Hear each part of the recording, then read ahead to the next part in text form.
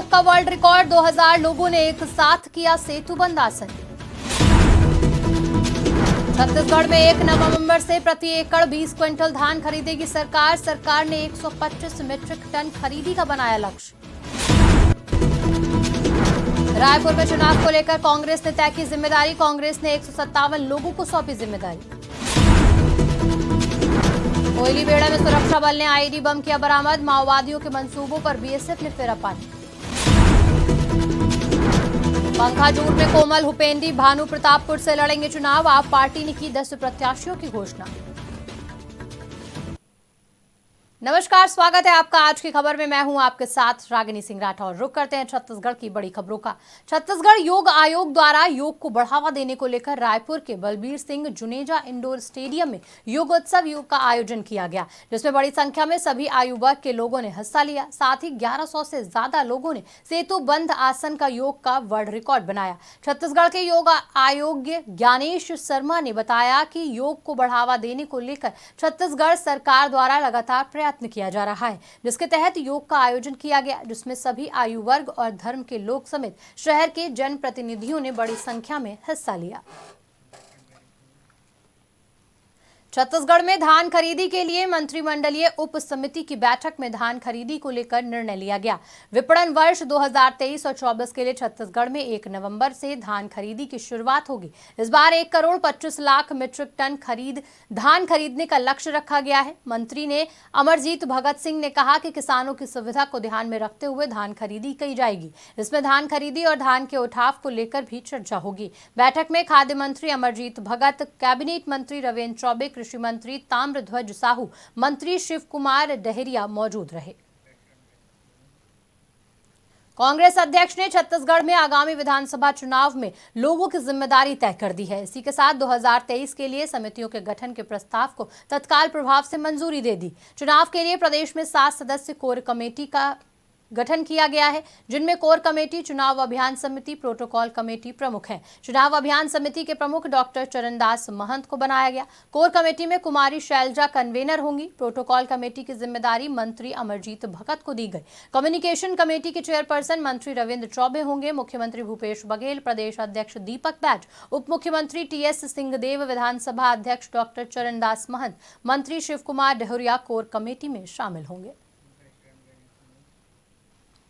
कोयलीबेड़ा में सीमा सुरक्षा बल को बड़ी कामयाबी मिली। सीमा सुरक्षा बल के जवानों ने अंतागढ़ कोयलाबेड़ी मार्ग पर माओवादियों द्वारा सुरक्षा बलों और आम जनता को भारी मात्रा में नुकसान पहुंचाने के इरादे से लगाए गए 2 किलोग्राम वजनी आईईडी बम बरामद किए और क्षेत्रीय मुख्यालय कांकोर के बम निरोधक दस्ते ने आईईडी को निष्क्रिय करते हुए माओवादियों के खतरनाक मंसूबों पर पानी फेरा। अगर समय रहते आईईडी बम का पता लगाकर बर्बाद नहीं किया जाता तो काफी मात्रा में जानमाल की हानि हो सकती थी, लेकिन बीएसएफ के जवानों की सजगता के कारण माओवादी अपने मंसूबों में एक बार फिर से नाकामयाब हुए। विधानसभा चुनाव को लेकर छत्तीसगढ़ में चुनावी माहौल बना हुआ है। सभी राजनीतिक दल इस वक्त अपने अपने प्रत्याशियों के नाम तय करने में जुटे हैं। वहीं छत्तीसगढ़ में आम आदमी पार्टी ने अपने 10 प्रत्याशी के नाम की घोषणा कर दी, जिसमें पार्टी के प्रदेश अध्यक्ष को दोबारा भानु प्रतापपुर विधानसभा से उम्मीदवार घोषित किया। हालांकि 2018 के विधानसभा चुनाव में आम आदमी पार्टी ने कोमल हुपेंडी को भानु प्रतापपुर से टिकट दिया और मुख्यमंत्री का चेहरा बनाया, पर विधानसभा चुनाव में उन्हें हार का सामना करना पड़ा। लेकिन इस बार फिर से उन्हें इसी सीट पर उम्मीदवार बनाया गया। नाम की घोषणा के बाद कोमल अपने विधानसभा क्षेत्र चरामा पहुंचे, जहां कार्यकर्ताओं ने उनका स्वागत किया। कोरिया पुलिस ने जिले में चलाए जा रहे समर्थ अभियान के तहत आमजनों को जागरूक करने के उद्देश्य से एक शॉर्ट फिल्म तैयार की। शॉर्ट फिल्म नशे की हालत में वाहन न चलाने और वाहन चलाते समय फोन का प्रयोग न करने पर बनाई गई है, जिसमें नशे के साथ वाहन चलाने से दुर्घटना हो सकती है और जीवन को खतरे में डाला जा सकता है। इससे बचने की लोगों से अपील की गई। समर्थ अभियान चलाया जा रहा है, जिसके तहत हम महिला सुरक्षा, साइबर अपराध, यातायात, नशा के विरुद्ध अपराध इत्यादि सभी विषयों में लगातार कार्यक्रम कर रहे हैं और गांव-गांव में जाकर भी पुलिस विभाग के द्वारा लगातार कार्यक्रम किए जा रहे हैं, जिससे कि अवेयरनेस बढ़ाया जा सके। बीजापुर में असूर एरिया कमेटी के सदस्य ने पुलिस के सामने आत्मसमर्पण किया। गलगम मिलिशिया सदस्य और सीएनएम सदस्य वेंगुपारा ने पुलिस के सामने आत्मसमर्पण कर दिया। छत्तीसगढ़ शासन द्वारा चलाई जा रही पुनर्वास और आत्मसमर्पण नीति से प्रभावित होकर सदस्य ने सरेंडर किया। 22 साल के गलगम सीएनएम सदस्य वेंगुपारा ने पुलिस अधीक्षक बीजापुर अजन्य वैष्णव, उप पुलिस अधीक्षक ऑप्स सुदीप सरकार, उप पुलिस अधीक्षक विनीत साहू के सामने माओवादियों की खोखली विचारधारा, भेदभाव पूर्ण व्यवहार, उपेक्षा और प्रताड़ना से तंग आकर सरेंडर किया। सदस्य के सरेंडर के बाद पुनर्वास नीति के तहत उसे 25,000 रुपए नगद प्रोत्साहन राशि दी गई।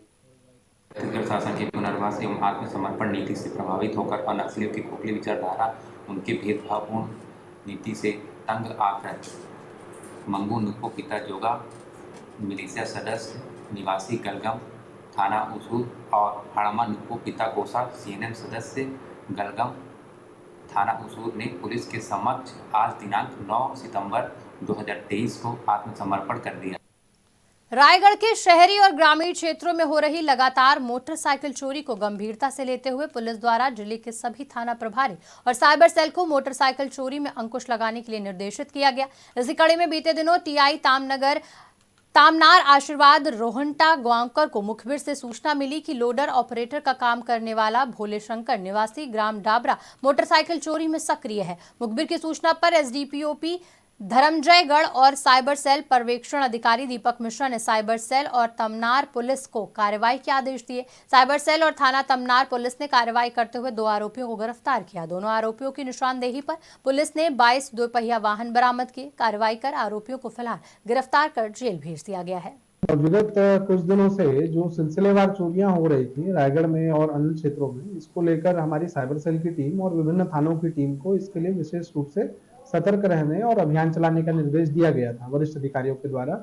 इसी क्रम में पिछले 17 अगस्त को एक मेस्ट्रो गाड़ी चोरी हुई थी तमनार में। चक्रधर नगर निवासी सुरेंद्र पटनायक हैं रायगढ़ क्षेत्र के, उनके द्वारा रिपोर्ट दर्ज कराई गई थी। तो वो अपने रिश्तेदारी में यहाँ तमनार आए थे। उस समय पे एक गाड़ी उनके यहाँ की चोरी हुई थी। उस रिपोर्ट को हम फॉलो कर रहे थे। इस दौरान जो निरीक्षक तमनार के निरीक्षक थाना प्रभारी हैं आशीर्वाद जी, इनको जानकारी मिली अपने मुखबिरों से। एक पुराना लोडर था इस क्षेत्र में जो लोडिंग का काम करता था, लोडर ऑपरेटर का, वो इस क्षेत्र में चोरी के काम में सक्रिय है।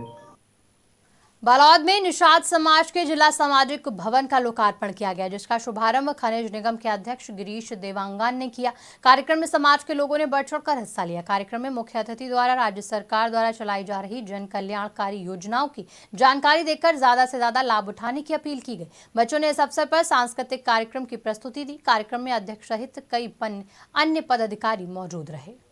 हर समाज के अपन अपन जगह होते, ठौर होते और सामाजिक व्यवस्था पर एक निश्चित स्थान तय करते, जिनमें हमन सामुदायिक भवन के नाम से या सांस्कृतिक भवन के या सामाजिक भवन के नाम से एक अपन व्यवस्था करते। और आज छत्तीसगढ़ के माननीय मुख्यमंत्री भूपेश बघेल जी के आज हम लोग यहाँ पर बालोद जिला धीवर समाज, निषाद समाज, इनका सामुदायिक भवन बना है, सामाजिक भवन बना है, उसके लोकार्पण में है और बहुत अच्छा भवन बना है। देखिए, जब से कांग्रेस की सरकार आई है, माननीय भूपेश बघेल जी विशेष छत्तीसगढ़ में भाजपा विधानसभा चुनाव में अपनी जीत का लक्ष्य तय करते हुए 2 चरणों में परिवर्तन यात्रा निकाल रही है। इसको लेकर सत्ताधारी दल कांग्रेस पलटवार करने में नहीं चूक रहा। प्रदेश के कैबिनेट मंत्री मोहन मरकाम ने परिवर्तन यात्रा को लेकर भाजपा पर निशाना साधा। निशाना साधते हुए कहा कि केंद्र सरकार और पिछली भाजपा सरकार ने आदिवासियों को सीधे तौर पर छलने का काम किया और नगरनार स्टील प्लांट को लेकर भी लोगों को भ्रम की स्थिति पैदा की। वही मंत्री के आरोप का जवाब देते हुए भाजपा प्रवक्ता ने सीधे तौर पर कांग्रेस पर ही निशाना साधा और कहा कि भूपेश बघेल की सरकार केवल और केवल लोगों को भ्रमित करने का काम कर रही है।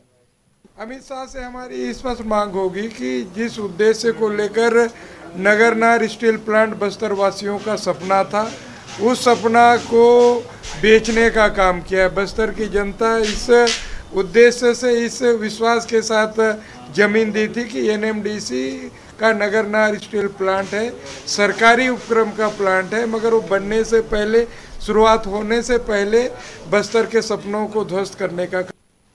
बिलासपुर की सकरी पुलिस ने बड़ी कार्रवाई करते हुए 2 आरोपियों को गिरफ्तार किया। मुखबिर की सूचना पर पुलिस ने निजात अभियान के तहत अवैध रूप से शराब रखने वाले 2 आरोपियों को गिरफ्त में लिया। आरोपियों के पास से देसी प्लेन शराब मिली, जिसकी कुल कीमत 3200 रुपए बताई गई। इसी के साथ पुलिस ने एक मोटरसाइकिल भी बरामद की। फिलहाल पुलिस ने आरोपियों को गिरफ्तार कर जाँच शुरू कर दी है। फिलहाल छत्तीसगढ़ की खबरों में इतना ही। देश दुनिया की तमाम खबरों के लिए देखते रहिए आज की खबर।